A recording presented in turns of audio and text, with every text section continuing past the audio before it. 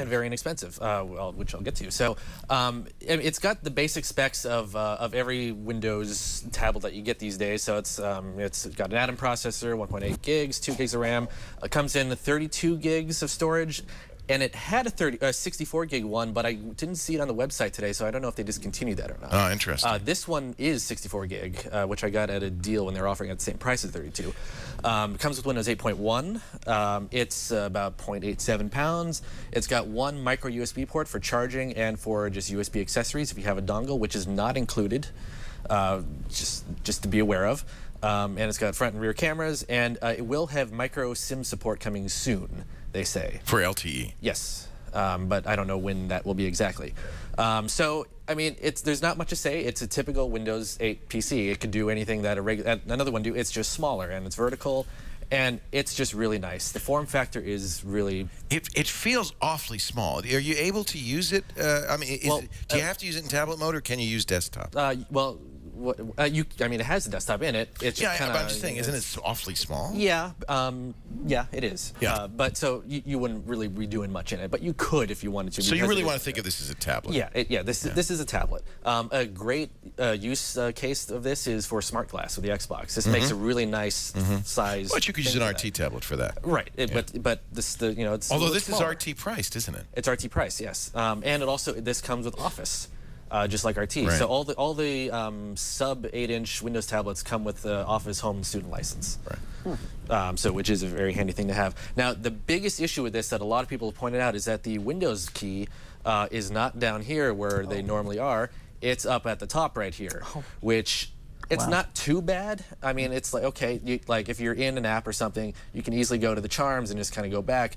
But where this really gets annoying is if it's off and it's sitting on a table and you want to just like quickly kind of like turn it on, you have to like reach it, but then you got to hold it with the other hand so you can press the button.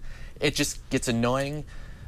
And it's not a big deal, but it's just annoying. That's it's just not the expectation. The expectation is I'm going to have a Windows button on the front of the bezel. I would much rather have it here, but it's not a deal breaker. Yeah.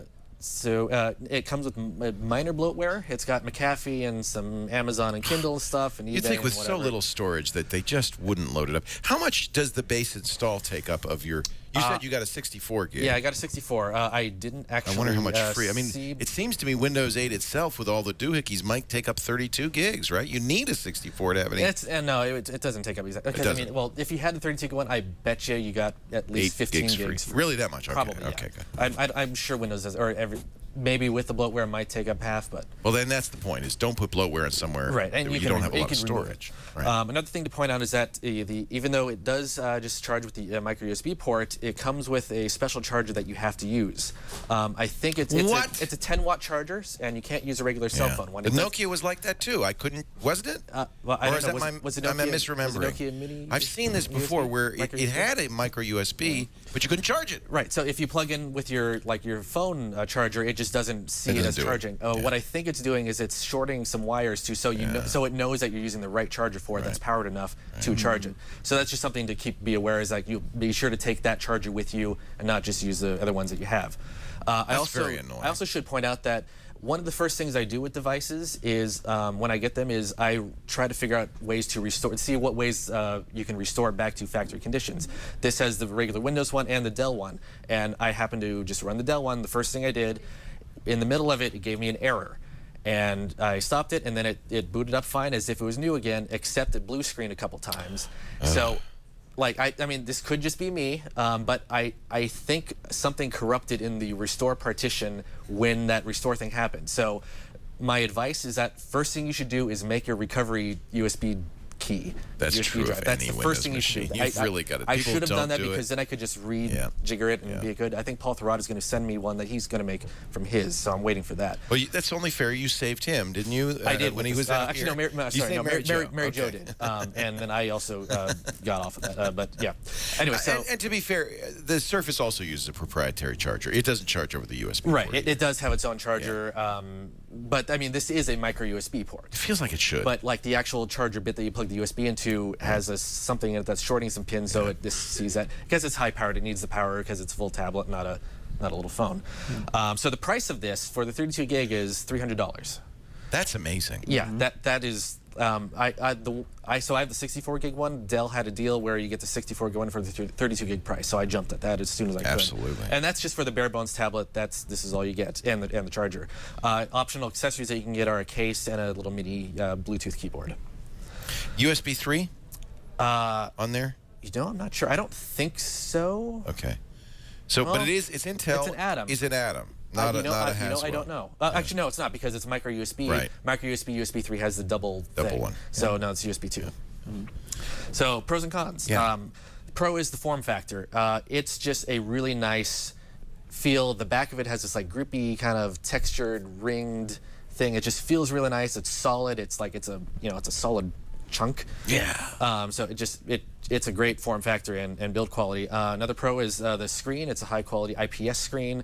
The resolution is not Retina grade. It's like I think 1280 by 800, but it still looks great. Especially at that size. Yeah, and at the size, and I mean it's IPS, so you can see it at all angles. It just looks really nice. And also, and of course, the other pro is the price is amazing. And the only con really that I can think of is the USB button, which again, it's not a deal breaker. It's just kind of annoying. Now you have the Surface. If you were given the choice between buying the Surface and the Dell because of Venue the size Pro 8, difference, they're different use scenarios. So you think of them as different stuff? This is a consumption-only device. Right. Surface can do both. Right. I can't take notes on this. Is there a keyboard available for the Dell? Yeah, just a Bluetooth mini keyboard. Or not but a covered. No, not a covered one. No, but you can plug any Bluetooth keyboard or plug in with a USB. USB keyboard. Yeah.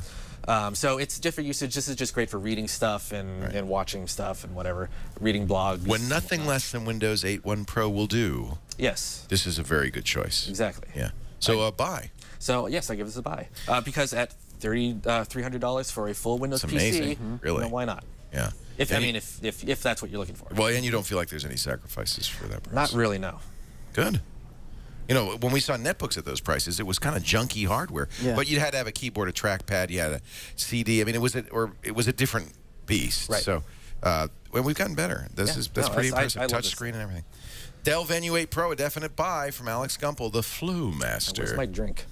We stole it. Right here. We didn't feel that it thank would you. be appropriate for you to be goodness. There we go. imbibing. You can find out more about this fantastic offer by clicking the link in the description.